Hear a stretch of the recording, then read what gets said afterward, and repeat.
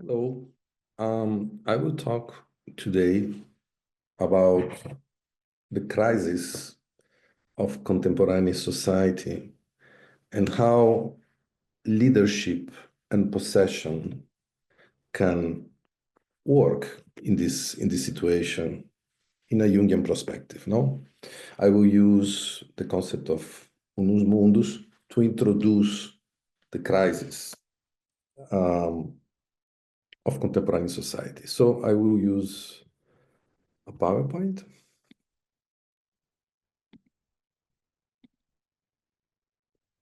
And this is the PowerPoint. So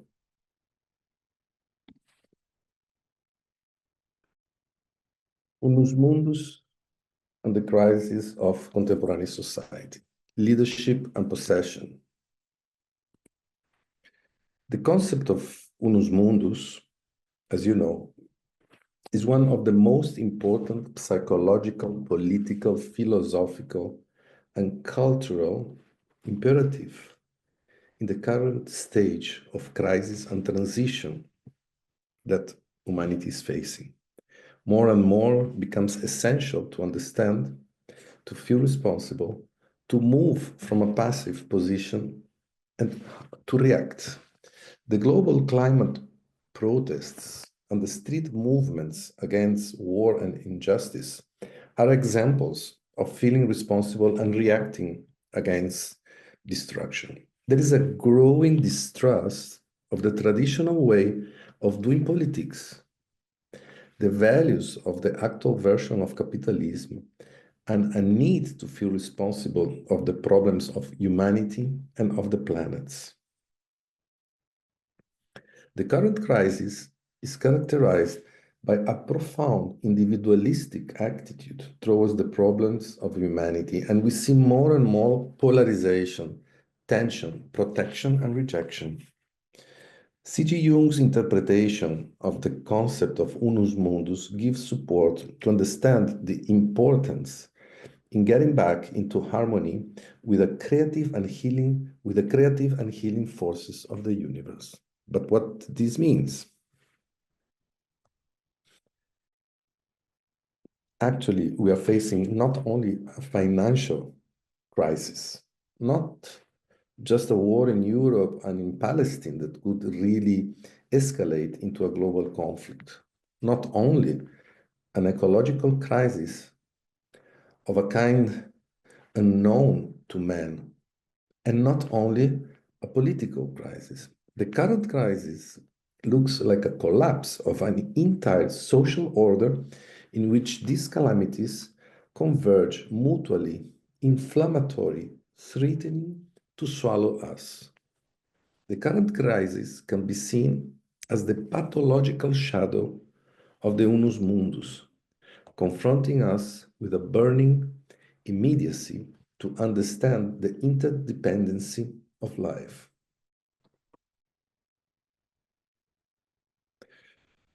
Something about the concept of Unus Mundus. This concept includes the idea of a permanent exchange and of being in constant resonance with the processes of the psyche and the world. It is important to remember that C.G. Jung's concept of individuation is based on the idea of Unus Mundus. Jung speaks of unification when he writes about Unus Mundus and defines this concept as the unity of man with the world and the cosmos. The concept of Unus Mundus helps to understand our roots and connect with the psychological, political, philosophical, and cultural reality. Supports us to get in touch with a deep feeling of being part of totality, and of course, make us feel responsible and with the need to act. This is an important point. But what moves this destructive behavior, no, as seen in a collective context? What is happening? What is the dynamic of these destructive behaviors? When we think about the crisis of contemporary society and the destructive effects related to global warming, we come to a central question about the need or a method or a system to help us to understand what is going on and how to react to the problem, represented by the dissociation between our planet and the cosmos, a dissociation between our psyche and the psyche, collective psyche, the psyche of the world, a dissociation between our lives and the lives of the others. How can our psyche experience the archetype of the Unus Mundus, which we define as a dynamic quality of connection, resonance, and unity with the world and the cosmos, the inside and the outside, with the above and the below? But what could be a possible alternative to the current crisis in contemporary society that result from a one limit side cosmic version?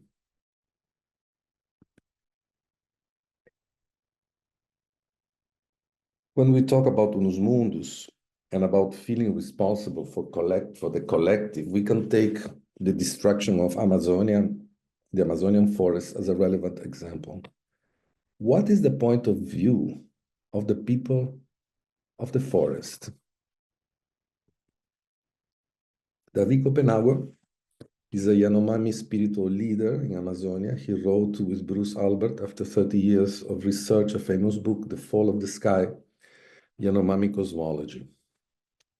When Copenhagen sees the destruction of Amazonas, he says, this is the result of the activity of the commodity people, those who eat the forest. For the original forest people, there is no difference between nature and people. There is only nature. The native people are not in the forest. They are forest. For them, the forest is everything, the visible and the invisible. The Yanomami thinking and cosmology still allows them to permanently experience what we call the Unus Mundus that I was mentioning in the beginning of this presentation. For Copenhagen, white people forget that the world is their home. They do not understand that their land is also, that the land has also earth and breath.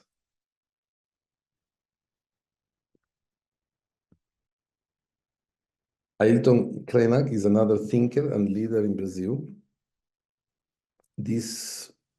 He wrote in Futuro Ancestral, Ancestral and Future, in 2022.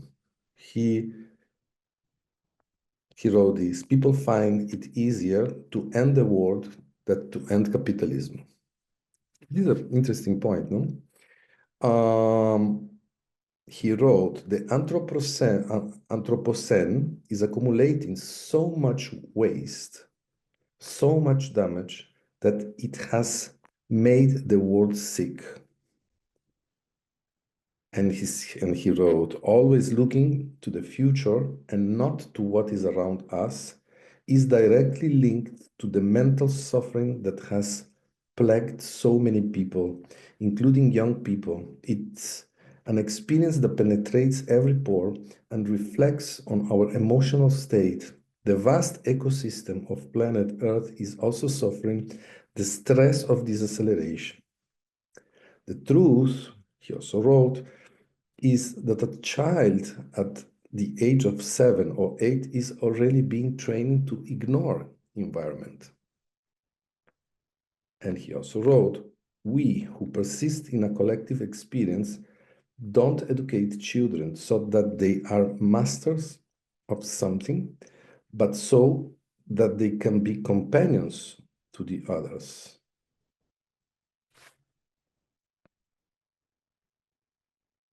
But it's also interesting, he also wrote, Ailton Krenak. Yes, let's go on.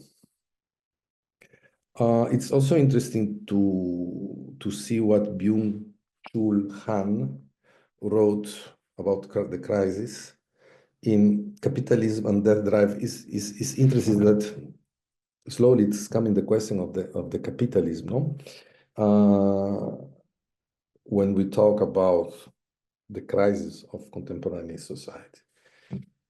Byung-Chul Han wrote, what we call grow today is a carcinoma proliferation without a fixed target. We are currently witnessing a paroxysm of production and growth reminiscence of a paroxysm of death.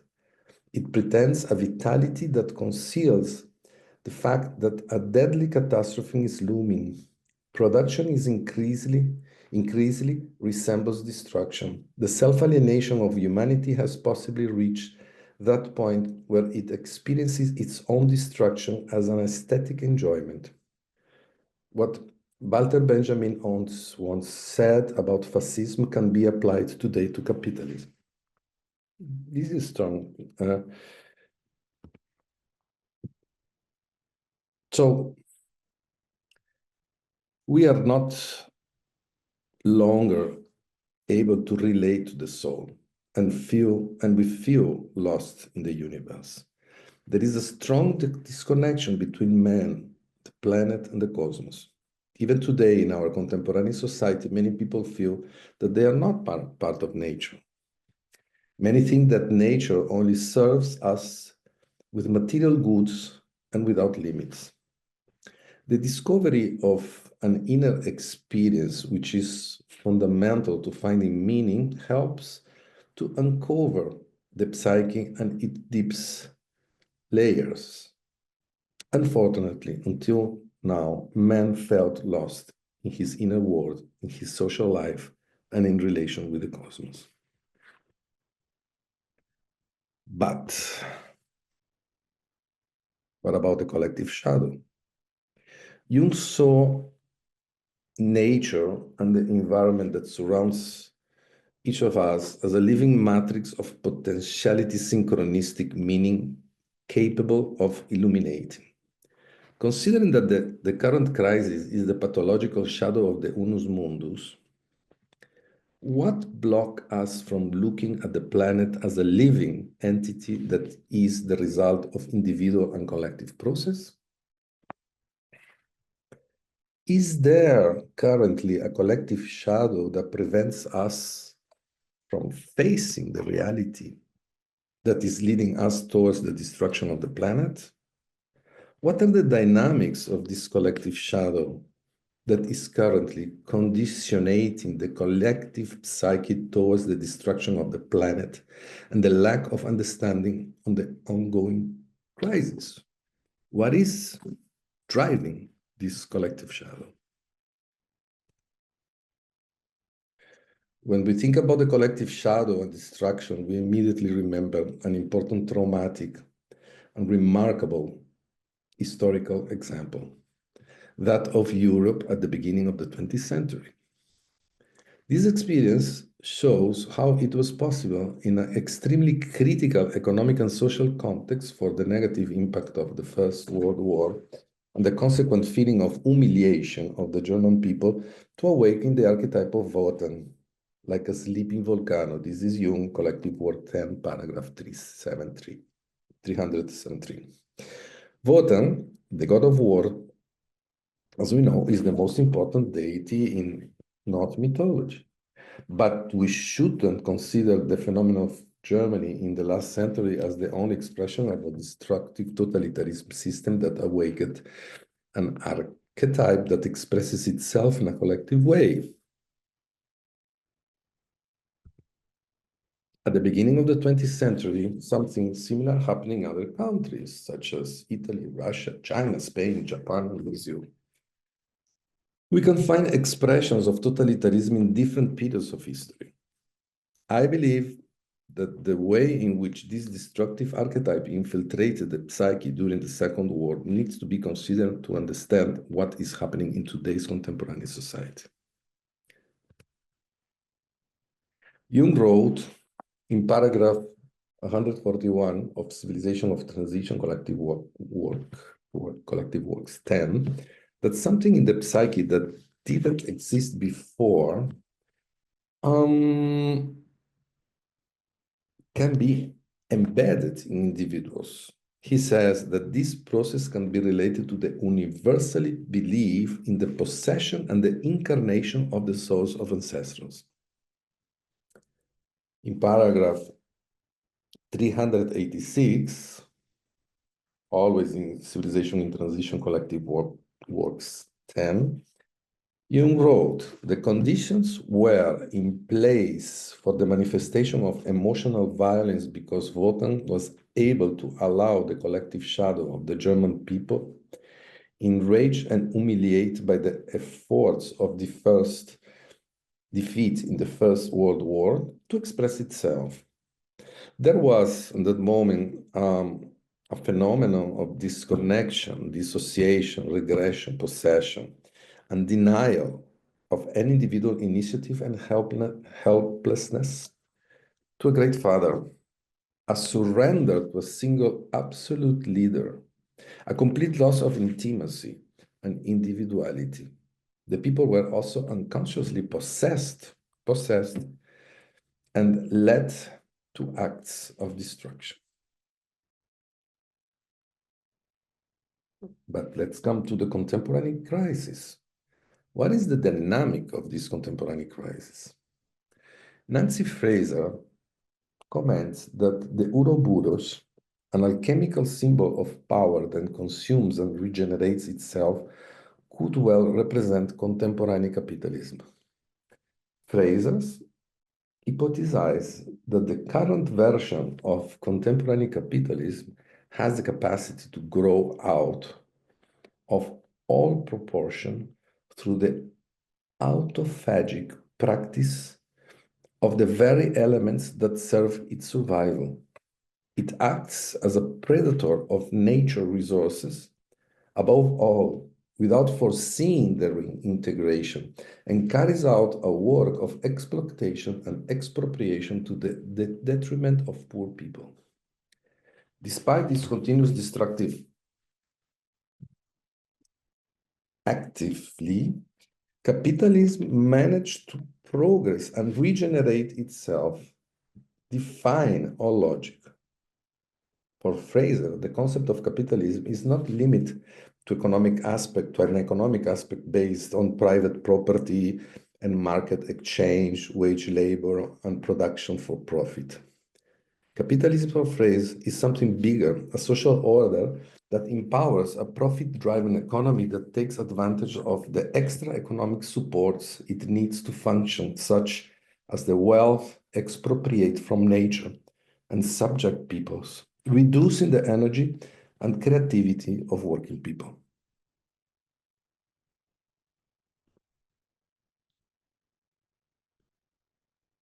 So, again, under Wotan, capitalism society divorces its own substance, is a self-destructive movement. What we face is not just a crisis of a rampant inequality and poorly paid precarious work. It is not an ecological crisis in which a warming planet produces lethal plagues, nor just a political crisis. It is something worse. It is a general crisis of the entire social order in which all these calamities converge, exacerbating each other and threatening to swallow us all. As we again possessed, are we again possessed, as Jung says, by the archetype of destruction, but in another time, dimension, and context? We are under the effect of a massive marketing campaign directed by the big corporations, which make and unmake governments an expression of predatory capitalism, which distances us from the real world to which we belong and drives us towards the abyss. Going back to Byung-Chul Han in Capitalism and the Death Drive, he wrote, increasing capital means increasing power. Increasing capital means decreasing death. Capital is accumulated to escape death. Capital can also be interpreted as coagulated time. Infinite capital generates the illusion of infinite time.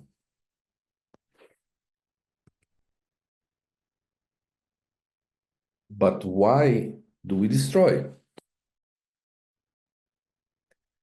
Byung-Chul Han comments that for Freud, the death drive founds in capitalism the economic form in which human beings, as wild beasts, can live and make better use of their aggressiveness.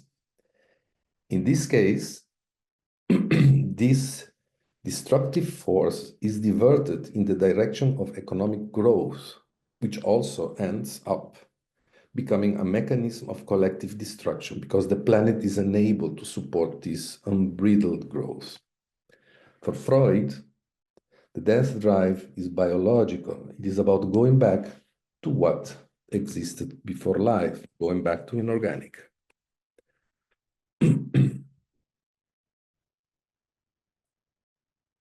There are different ways of explaining the dynamics of the forces of destruction that are divided into two major trends.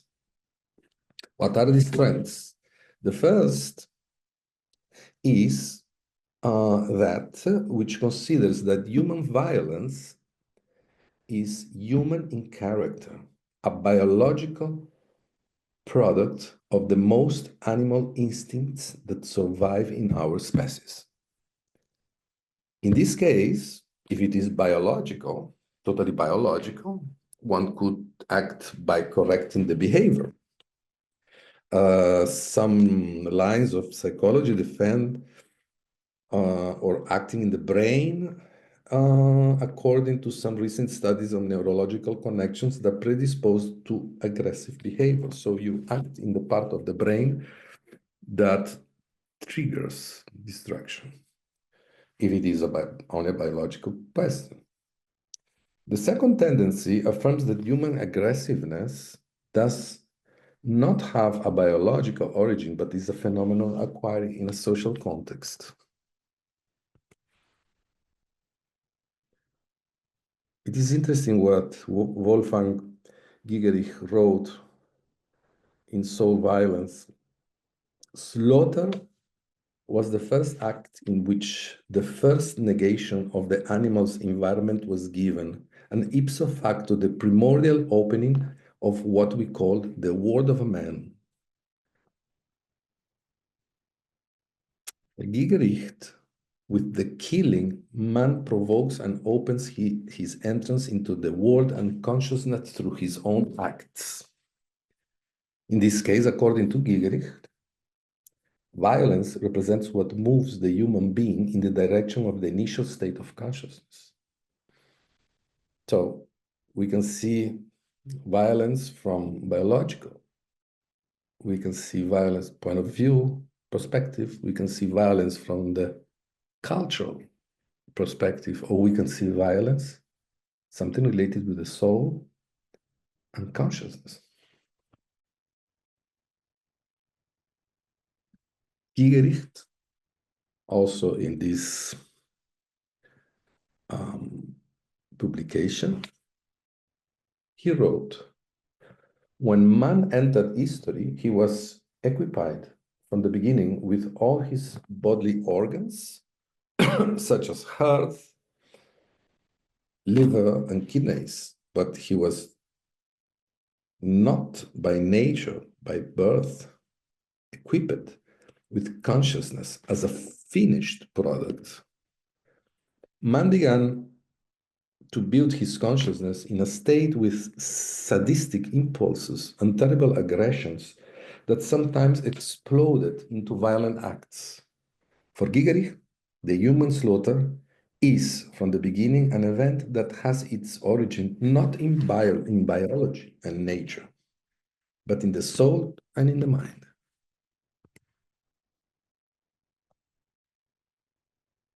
Yeah. About Gigerich, for Gigerich, this special relationship between soul and violence mentioned by Hillman also, is due to the origin of the soul in the intentional act of killing, violating the innocence of life, and in the conscious affirmation, even celebration of this grave offense as the new foundation of existence, the human existence. Let's go to Jung.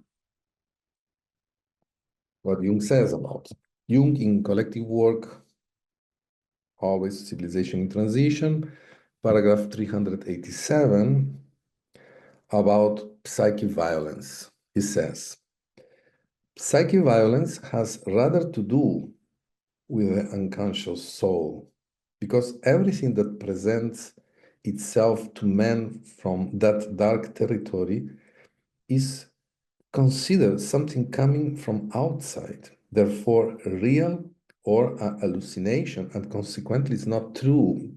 So it's like we never accept in civilization that the violence comes from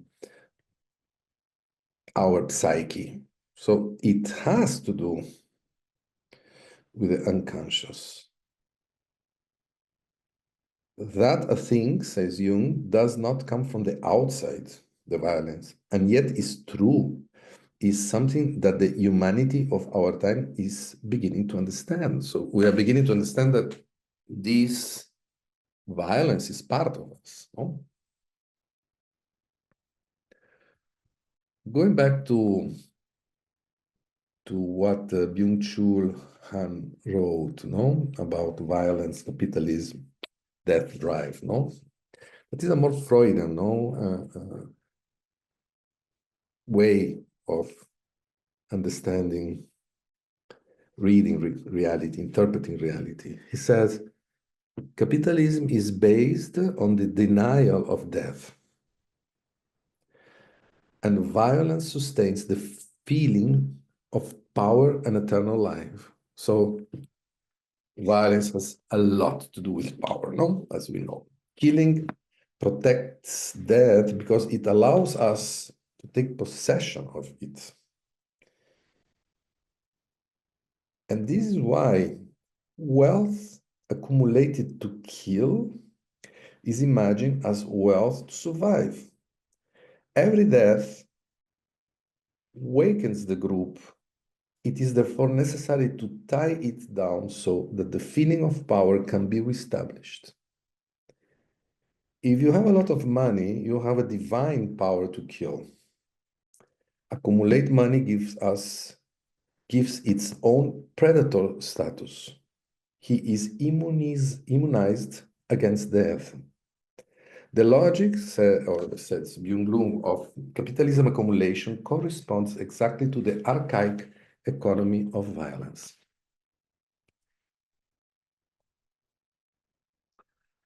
For Byung-Chul Han, the dominant neoliberal system is structured in a completely different way. The power that sustains it is no longer repressive, but seductive. In other words, fascinating. Everyone is now a self-exploit worker in their own enterprise. So you are not more somebody that is being used by the system. You have the illusion that you are the owner of yourself and your business. You are not a self-exploit worker. You are an entrepreneur. This mean that actually there is no cooperative connected multitude that can rise in a mass protest and revolution. If everybody is an entrepreneur, where is the revolution? What can be, how you can react against that if everybody is an owner, has his property, has his business, no? So for Byung-Chul Han is like Marxism did not work, no? So he says, um, I prefer to say, I personally, that it's not impossible to resist and react, but it's much more complex that it was in the past, no? When we all act as entrepreneurs. Byung-Chul Han says also, it is not possible to explain neoliberalism through Marxism. It doesn't even have the famous alienation of labor. For me, it's another kind of alienation, but it's not alienation of the labor force as it was written 200 years ago. Today, we throw ourselves into work with euphoria to the point of being exhausted and go into a burnout. And he also said, burnout and revolution are mutually exclusive. How you can react against something if you are always in a very near, in this feeling of being an entrepreneur, this illusion of being an entrepreneur, near to a burnout to react against something.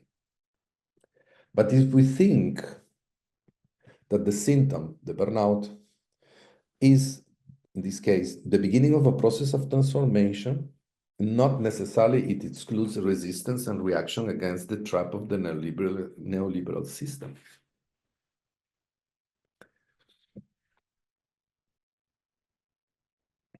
Yeah. And how this impacts, what are the side effects? Byung-Chul Han says, it's not uncommon for those who commit self-harm to suffer from depression and anxiety disorders. They suffer from a sense of guilt and shame and are tormented by a deteriorating self-esteem. The constant feeling of emptiness inside makes them barely feel anything. Only when they cut themselves do they feel anything.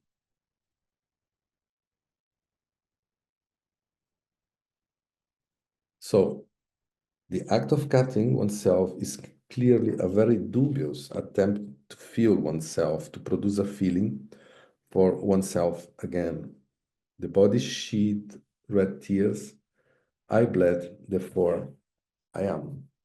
So the aggression can be also that is activated in this process, no? Can be also go against yourself, not only against others, no? So, but how is this deep emptiness produced?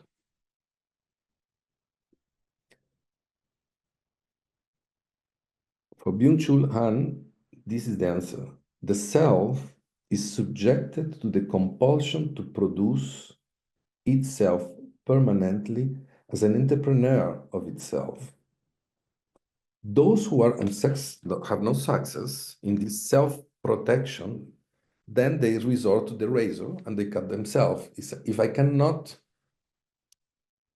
be successful being if I cannot be successful being an entrepreneur, then I go against me. The feeling of emptiness leads to depression, and in order to escape, they turn out to razors or smartphones. But can we react to this? Bringing the acceptance that death is part of life, that we are really, violence is part of us.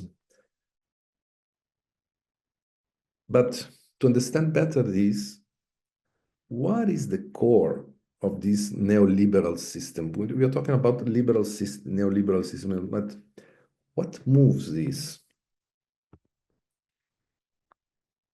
The corporation is a specific form of legal entity in which the owners have limited responsibility. The administration is centralized and aimed to the profit of its owners with transferable shares. Just an example of the concentration of power of the corporation in the neoliberal system. This is in Luisa Neubauer and Alexander Reibnig in Beginning to End the Climate Crisis 2019, they wrote 100 energy companies around the world have been responsible for 70% of global gas emissions since 1988. People like Benjamin Borden, the CEO of Shell, heads his company with a salary of 9.7 million of euros and is responsible for 1.7 of the gases emitted on the planet in the last 30 years. Only one person. But what are these? What moves these corporations, no, that has this huge concentration of power concentration? Personal complexes emerge mainly from personal unconscious, while cultural complexes emerge from cultural interactions, basically those related with the external world in companies, schools, communities, and other organizations. But corporate complexes are related, we are talking now about corporations, to values associated with the corporate environment like profitability, power, technical aspects, transnationality. They are, for example, cultural complex inherent to the corporate culture. Corporate complexes can trigger collective suffering and situations of destructive behaviors.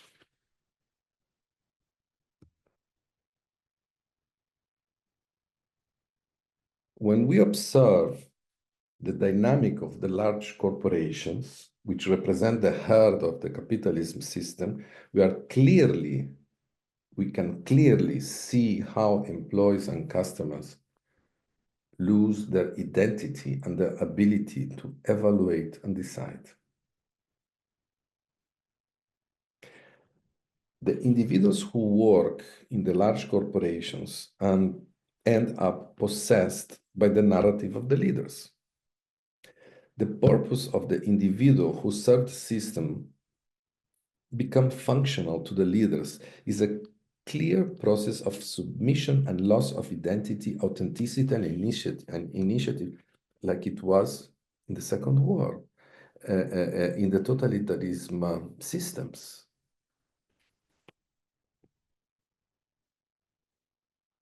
We also find in the structure and functioning of large corporations rituals in which the narrative of the leaders is transmitted, generating a new version of possession that divorce, like Saturn with his own children. Individuals end up disconnecting from their self in the face of the collective expression of capitalist system, losing their own identity and experiencing a regressive process that leads to a narcissistic state of unconditional surrender to leaders who articulate and guide the large corporations. The individual's expression and creativity tends to be empty, leading to disinterest, no interest, and a terrible feeling of not being alive. The increase in clinical pathologies of individuals directly or indirectly linked to large corporations is significant. But above all, there is a spiritual emptiness, a lack of meaning, and a lack of perspective.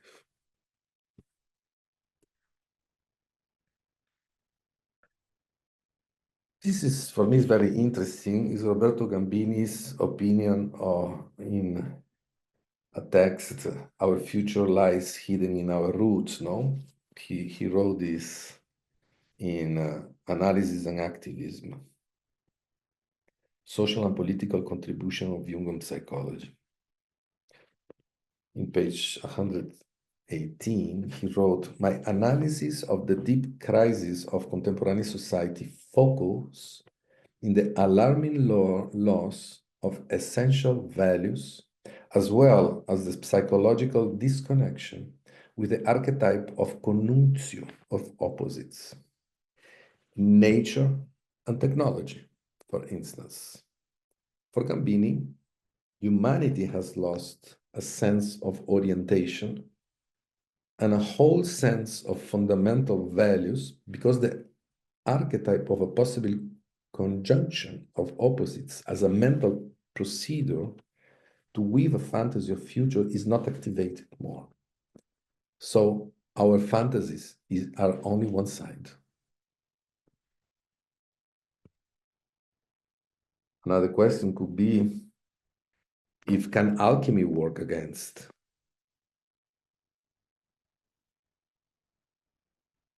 the actual crisis?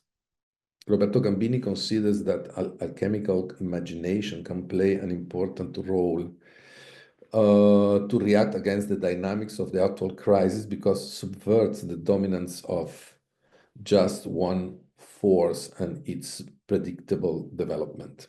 It's also essential to confront technological values with those of the ancestral soul that are lost in the collective unconscious. He wrote, Roberto Gambini, in 2016, page 118, is possible and desirable to counterbalance current reality, such as the predominance of technological values, with the now practically lost wisdom created through the age by the ancestral soul of mankind. But going to our place, no? What is the role of the community of analysts in this context, in this crisis? I will quote here Martin Barreau.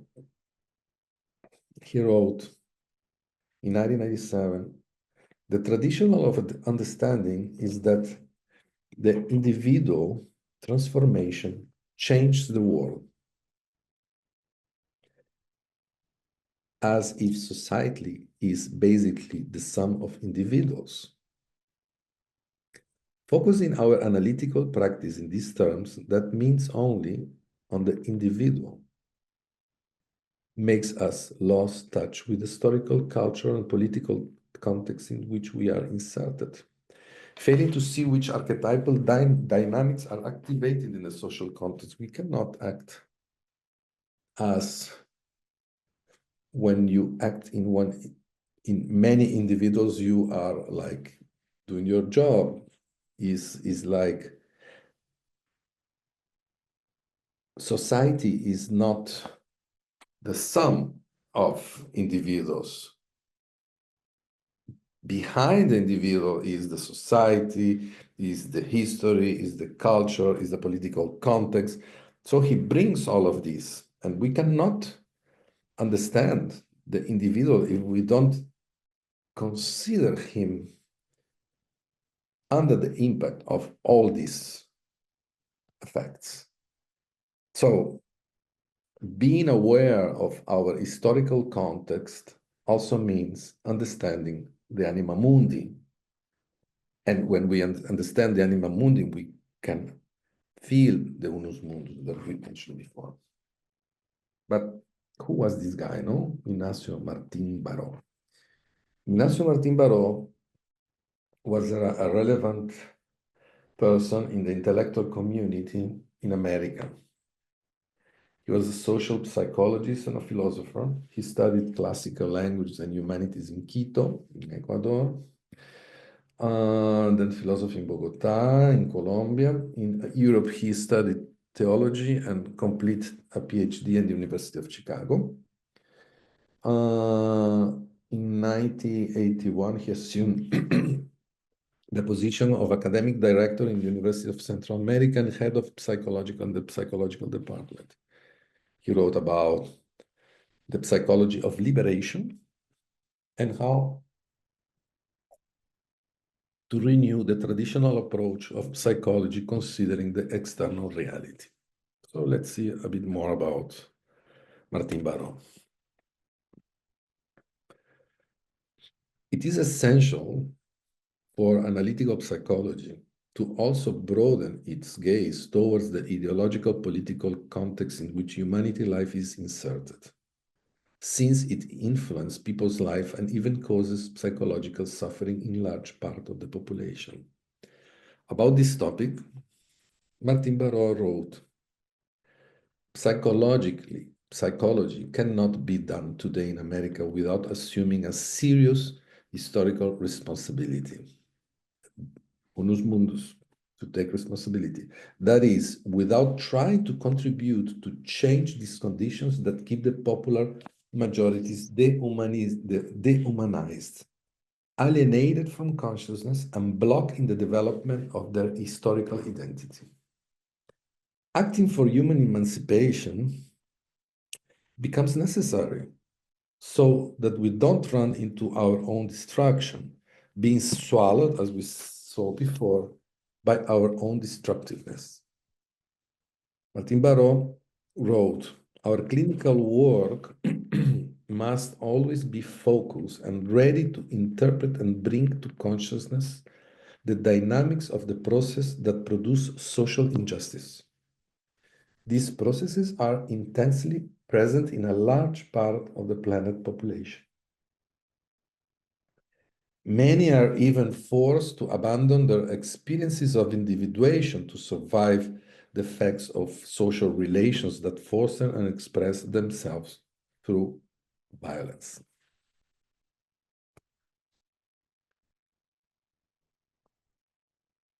The role of psychology in the countries of America is to assist people to understand their realities through a reflection of their own social experience.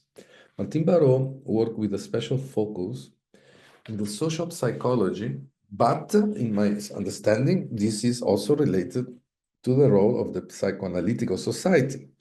Ignacio Martin Barrow, in Writings for a Liberation Psychology, this is a book edited by Harvard University Press in 1996, he wrote in page 4, the people's lack of information about the world they were inhabiting and their inability to see the truth of that world reflected back to them by the communications media had to be defined as a problem by psychologists, establishments, societies, and organizations. This sentence, I will repeat, the people's lack of information about the world they were inhabiting and their inability to see the truth of what world reflect back to them by the communications media had not been defined as a problem by the psychological establishment, societies, or organizations. It's not my problem. This sentence is from the end of last century, but is still actual, not only in America, but also in Europe and in other parts of the world, in my opinion.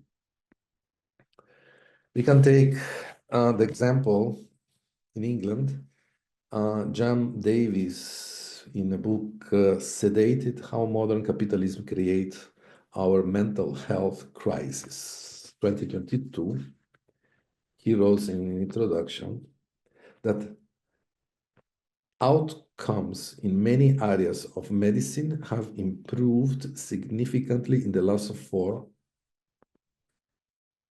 decades. But there is one exception, the area of psychiatry and mental health. So there is evolution in many fields of medicine, but in mental health, no. And why? He says, in fact, in this area, psychiatry and mental health, not only have clinical outcomes broadly flat-lined over the last 30 years, but according to some measures, they have actually got worse. And the outlier exists despite tens of billions of pounds being spent on psychiatry research in the last 2 decades. Despite 18 billion pounds being spent on mental health service annually in NHS, and despite nearly 25% of the entire UK adult population now being prescribed a psychiatric drug each year.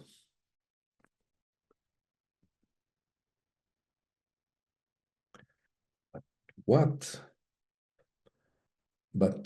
is the reason for this crisis, no? This situation. And he wrote in page 2, since the 80s, successive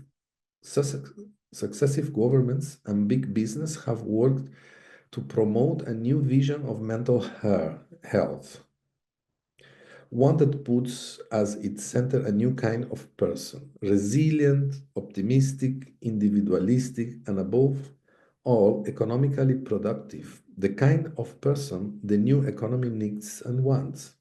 As a result of this shift, our entire approach of mental health has radically altered to meet these market's demands. We define return to health as a return to work. So, what is the role of the analyst in this environment? Do we need a new perspective and a new praxis? Could be that this new praxis is related to acting and transforming reality. Transforming ourselves in the process of transforming reality. Will then this bring a question of power, and then it will be necessary to deal with a reaction against this new praxis? To bring consciousness in the actual context, we need to move from the comfortable place of only dealing with thoughts and abilities. We need to go through the process of transforming reality. But how? Yeah, this is Paulo Freire,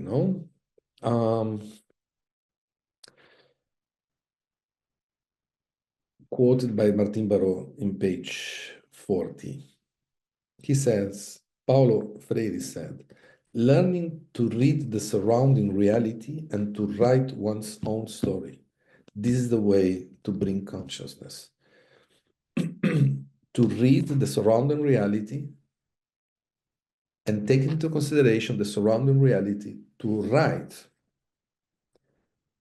our own history as a first step to bring consciousness. Learning to say the word of one's own existence, which is personal, but more significantly collective. For Paulo Freire, the process of becoming conscious is related to these aspects. So I'm focusing in this because we are saying that the role of the analyst is where there is injustice to act, bringing consciousness, but what means to bring consciousness? And Paulo Freire work on this field, and this is some of his understandings. He says the human is transformed through changing his or her reality. You can only transform yourself if you change the reality. If you don't change the reality, you cannot change yourself. This is an active process, he says, that cannot be experienced by imposition, but only through dialogue. You cannot impose to change the reality like you want. It is about going into interaction and to a dialogue. Through the gradual decoding of the word, people grasp the mechanism of oppression and dehumanization. You can only really understand the world when you touch and you see what are the mechanisms of oppression and dehumanization. You can only help, you can only be there if you understand, if you grasp, if you touch this oppression and dehumanization. And you cannot do this in your practice, alone with the patient. People's new knowledge of their surrounding reality carries them to a new understanding of themselves, and most important, of their social identity. When you interact with what is acting and what is producing the oppression, you can really connect and understand what is in the psyche of your patient. No? They began to discover themselves in the mastery of nature, in their actions that transform things, in their active role in the relation to the others. All this allows to discover not only the roots of what they are, but also the horizon, what they can become. So could be that the role of the analyst in the actual global crisis is to work to achieve the de-alienation of groups and individuals, bringing capacity for critical understanding. Always about going back to Martin Barreau, he say, no learning process, vocational guidance, or therapeutical counseling can hope to see the development or realization of persons if it does not cast the individual in his or her social and national context, thereby setting forth the problem of one's authenticity as member of a group, part of a culture, citizens of a country. The process of bringing consciousness is in psychotherapy must enable the individual to assert his or her personal and social identity as part of a movement of collective and national affirmation. It is not in the hands of the analyst to change the structural socio-economic injustice, as said Martin Barreau. To help find paths for replacing violent habits with more rational ones, and if the definition of a project for national autonomy does not lie within his or her competence, the psychologist can contribute to the formation of a personal and collective identity that responds to people's most real demands. Is not only in the hands of the analyst to change the structural socioeconomic injustice, but no, we can contribute to the formation of a personal and collective identity. But what Jung wrote about this, Jung in the collective work 10, Civilization in Transition, page 171, yes, paragraph 171, in the prologue to Reflections on the Current History, makes a very interesting and current comments on the role of the analyst. He says, this is not paragraph, it's page 171 of the introduction, of the prologue of volume 10. Jung says, medical psychotherapy must deal, for practical reasons, with the totality of the soul. Consider all the factors that decisively influence the soul life. So all the factors that impact in the soul life. On the one hand, he says, it is a question of biological factors. On the other hand, of social and spiritual factors. So he comes, we cannot, as we were saying before, no, we can see the violence as biological, as moved by social aspect or related with the soul. And here is what Jung is saying. We cannot focus psychotherapy we need to focus psychotherapy in all these fields, no? It is quite evident in this sentence, Jung understanding, that the function is quite broad, not only that the analyst must deal with the soul, but also take into consideration the impact of essence and dynamics of the soul, not limit to biological individual factors, but also consider social and spiritual factors.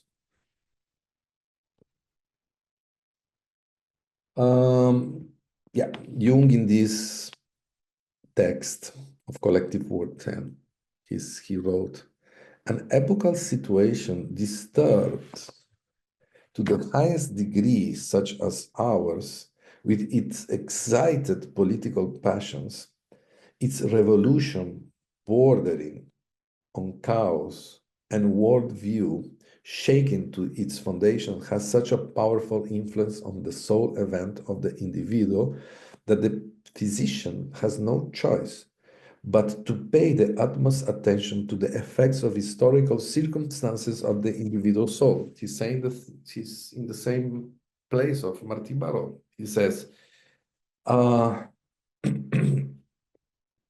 it seems to me that the Jungian context that he's mentioning, the context in which he wrote is as chaotic as the present one, no? As the actual one. As you make it clear that the analyst cannot fail to take into consideration the impact of the historical context on the patient's soul. It's fundamental to take is for him is we cannot see the patient as only a soul that is in front of us. The patient is the result of a historical process that is ongoing. Jung is very emphatic about the importance of this factor in the analytical process when he comments that the effect on the historical context on the soul of an individual must be taken into consideration. Jung wrote, not only outside in the width of the world, but also in the silence of the consulting room and in the solitude of medical care, the onslaught of the events of the time affects the individual from all sides. And Jung goes further when he speaks of the role of the analyst at this point. Having to deal responsibly with his patients, the physician cannot isolate himself on the distant island of calm scientific work. He must constantly descend into arena of world events to participate in the struggle of passion and opinions. And if he did not do so, he would only perceive the evil of his time from afar, and the suffering of his patient would not find in him an attentive ear of understanding. He would not even know in what language to address his patient in order to bring him out of the isolation into which his own incomprehension has plucked him. Jung's words here clearly point to the idea of leaving the four walls of the consulting room to participate in the struggle of passions and opinions. Jung comments also, thus, I have been obliged occasionally to overstep the limits of my professional sphere to say a word in public places when it seemed to me it might be useful to the public to hear also the point of view of the psychologist with his peculiar experience. It's about going out the places and speaking. So, aggression and violence can work individually or collectively, as we saw.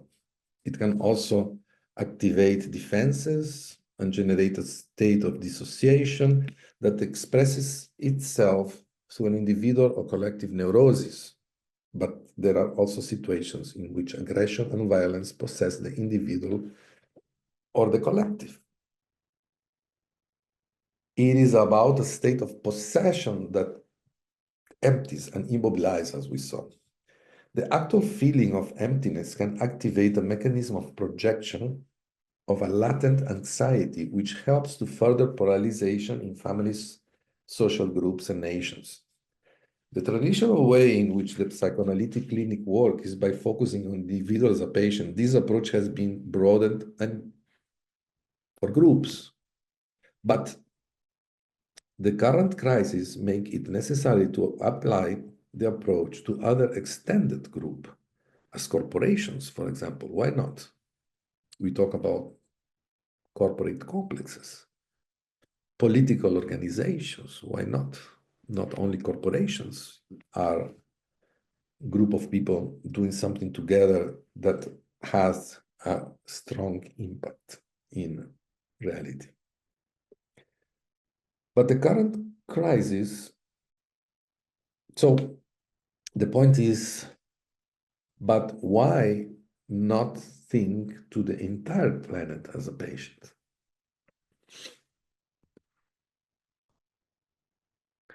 Leadership can create order, but also destruction. The contemporary cannibal capitalism destroys, but also pushes toward a new kind of organization that will have to allow the individual to encounter his soul, nature, and sense of belonging to the cosmos. If we consider capitalism as the mechanism that leads us towards chaos and destruction and represents the archetype of disorder, where are the seeds that can bring order? What could be the foundation of a new order? What could be the dynamic of the reorganization? And what can foster a connection with nature and the cosmos? Uruburus and Unus Mundus symbolize the end, but also the beginning. Are there traces of reaction to the current destructive mechanism and areas of resistance that points towards the construction of alternative system to the current one? We can observe in Chinese culture that the yin, in the yin there is a small seed that expresses the yang, and in the yang a beginning of the yin. This is a natural movement when we are concentrated in one of the sides, and it's happening at this stage of the crisis. Could resistance to the neoliberal capitalism system be an experience of individuation in the current social and economic context? Could be this the way to stop Saturnus cannibalism and free the Olympic deities to create a new collective order?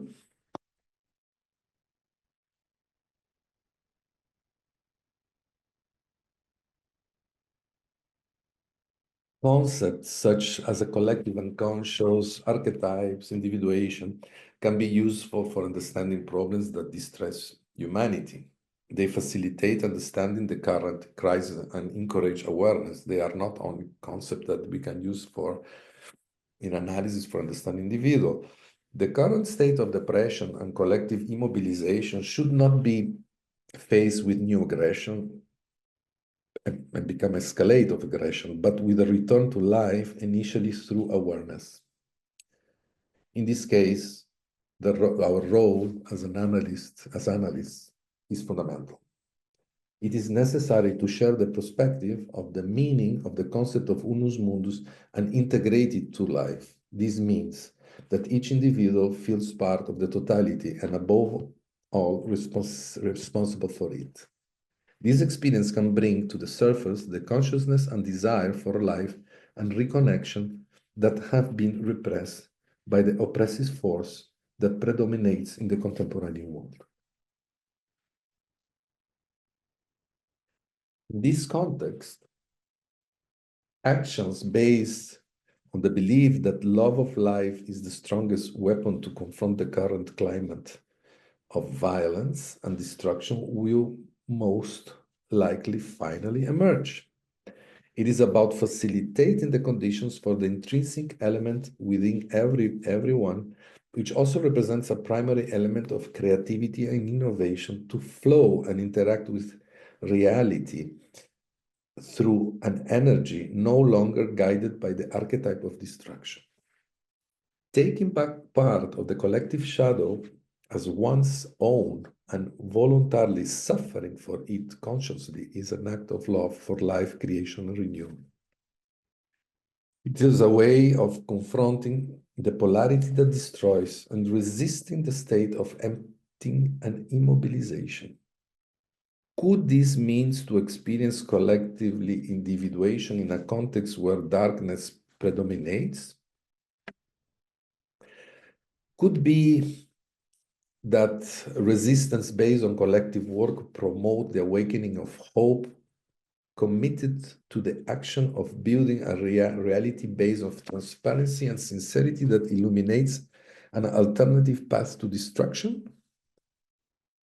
Considering that the mechanism of destruction lies in the functioning of the corporations, is this important of thinking about actions that can directly aim to transform their functioning, talking about corporations. The articulation and implementation of resistance is a reality that confronts the destructive powers of corporations that represent the engine for the capitalist system. The concept of unus mundus is essential and must be fully integrated. We must feel responsible for the problem and for the solutions. Social movements are forms of resistance to the destructive model of exploitation, which in their way of acting visualize a different world where the injustice imposed and planetary destruction can be avoided. According to Ghosn, social movements are sources and generators of knowledge that are sustained by the creativity of the community. They represent organized forces bringing people together, not as a numerical task force, but as a field of activities and social experimentation. And these activities are sources of creativity and social cultural innovation. The social movements have the memory of the historical construction of practices that help to resist the progress of actions that are destructive to the planet in general. Further corroborating Ghosn's point, social movements have an identity, they have a model, they articulate and support a project for life and society. They organize and raise society's awareness through actions for continuous construction of new possibilities.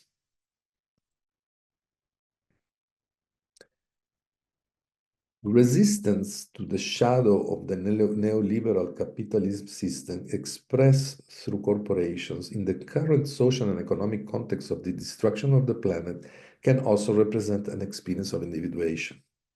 This experience is necessary to stop Saturn's cannibalism so that the Olympic deities can be freed from obscurity and new collective order can be created.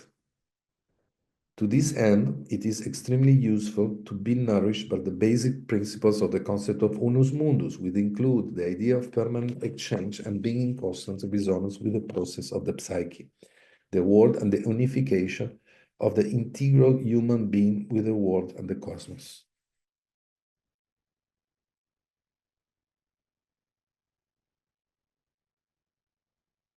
We have seen that there are different explanations for the violence and destruction that characterize the dynamics of contemporary society. The explanation of the origin of violence can be based on biological, cultural, psychological, and spiritual concepts, or a mix of some of them, or all. From Jung to social psychologists and to contemporary psychoanalysts, we find the understanding that the role of the analyst in this complicated contemporary scenario of violence and destruction should not be limited to the activity of the consulting room and to the theoretical and research activity. We must try to understand what is happening, share our understanding publicly, resist acts of violence and justice withdrawing our own shadow, assuming also as our own the responsibility for what is happening.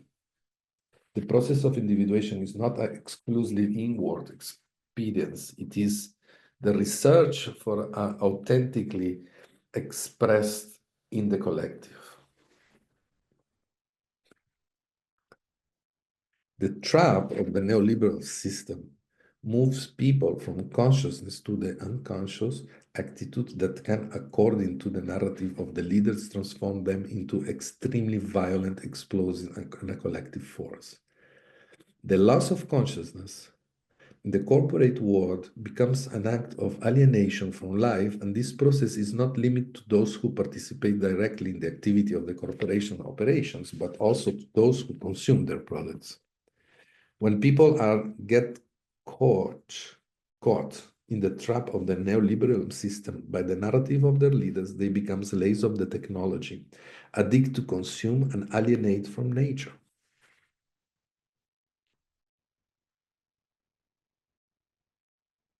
Some people think that we should go back to the Nigredo and start again, but others think that there is a possible reaction to the actual darkness.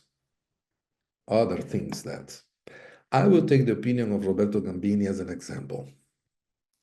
We have the possibility to follow his understanding that the crisis of the contemporary society focuses in the alarming loss of essential values, as well as the psychological disconnection with the archetype of conjunction of opposite, nature and technology, for instance, and the alchemical imagination can help to understand, to react to the problem because subverts the dominance of just one force and its predicable development.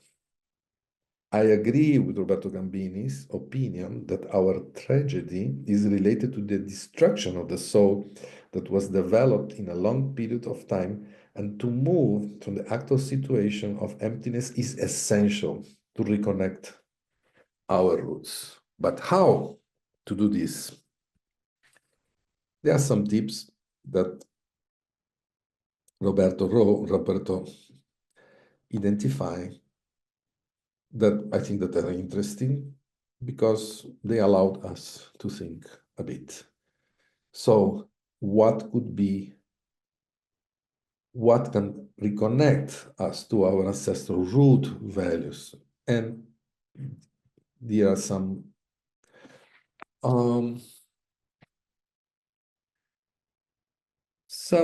tips that Roberto wrote in this text that I mentioned before. A relationship with nature conceived as sacred, endowed with meaning and perceived as a self-sustainable source of life. Reconnect with nature. Life can be simple and yet deeply meaningful. Work and leisure must not necessarily be separated. Eros can be present in all forms of endeavors. The same body that toils can also dance. Collaboration can prevail over competition. Aggressiveness can be cultural, contained, and organized. Altered states of consciousness can be experienced in group rituals. Consume of goods can be limited to their utility. Sacredness can be present in everyday life. And with this, I will finish this presentation. I hope that this helped to understand something more about the crisis of the contemporary society. And I am available here. There is my email. You can see my homepage, and we can be in touch to talk about this if you are interested. So here I will conclude my presentations, and have a nice day.